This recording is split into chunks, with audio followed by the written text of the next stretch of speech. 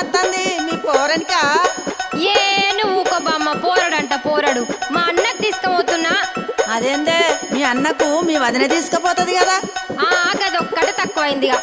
మా వదినకు చీరలు కావాలి, లిప్స్టిక్లు కావాలి, అది కావాలి ఇది కావాలని అన్ని అడుగుడు తెలుసు కానీ ఇవన్నీ చెయ్యది.